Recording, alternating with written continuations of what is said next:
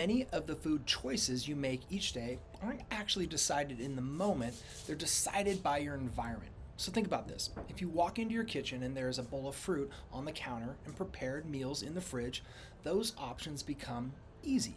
But if the counter is filled with cookies, chips, snacks, those options become default. So in that moment, you're not just choosing food, you're responding to the environment that's around you. And those cues are incredibly powerful. So let's talk about why environment matters. Most people believe nutrition success comes down to discipline, but behavioral research consistently shows something different.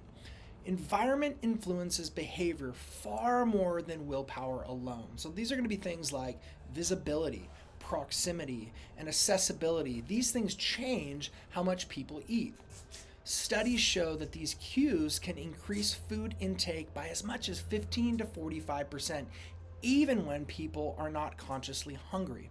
So, for example, food placed in clear containers gets eaten more often. Food sitting at eye level is chosen more frequently. Larger packages encourage people to eat more without you realizing it. Think about those big bags of chips. These small environmental factors quietly shape our decisions we make every day. So this is the problem with hyper palatable foods. Many processed foods are intentionally designed to be easy to overeat. Foods like chips, candy, cookies, and those sugary drinks filled with refined carbohydrates, fats, salt, sugar in ways that override natural like satiety signals. These foods are often called hyper palatable foods, and they're engineered to keep you eating. So, in controlled studies, people consumed about 500 extra calories per day when ultra processed foods were readily available compared to whole food diets. Not because they were trying to overeat, but because those foods disrupted natural fullness signals. So, here's the power of out of sight, out of mind. One of the simplest principles in nutrition is this: you cannot eat what you do not have easy access to, right? So, when tempting foods are constantly visible, resisting them requires constant effort. But when they are not in front of you, the decision becomes much easier, right? So, that is why designing your environment intentionally has so much power attached to it. So, this is what it looks like in everyday real life. Start by setting up your kitchen in a way that supports your goals. Keep healthier foods visible and easy to access. Place a bowl of fruit on the counter. Keep pre-cut vegetables at eye level in the fridge. Store your water bottles somewhere where you will see them regularly. And if you keep treats at home, let's move them out of sight.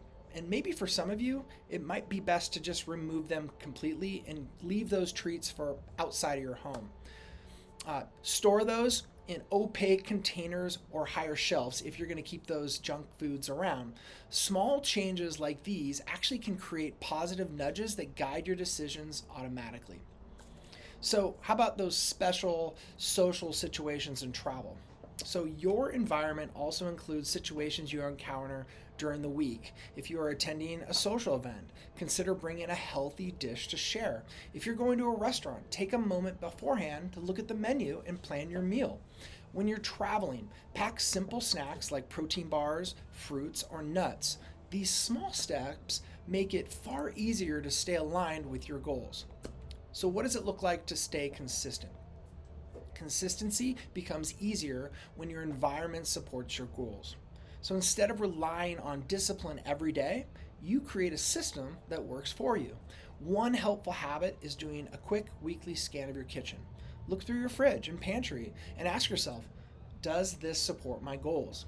If something doesn't support your goals, consider reducing how often it's stocked or moving it completely out of sight or getting rid of it altogether. These small adjustments reduce the number of food decisions you must make every day. So let's set the right expectations right up front. Controlling your environment is not about eliminating every trait. You will still have social events, meals out, and celebrations. The goal is not perfect control. The goal is creating an environment where healthy choices become the easiest choices most of the time. Now, I will say for some of you, If something is especially tempting, as I alluded to earlier, getting rid of it completely can be very helpful. Now, at Actualize, we will not rely on willpower alone. We build systems that support long-term success. So by designing the environment intentionally, you remove those unnecessary obstacles and make healthy decisions that much easier. This approach is not about restriction.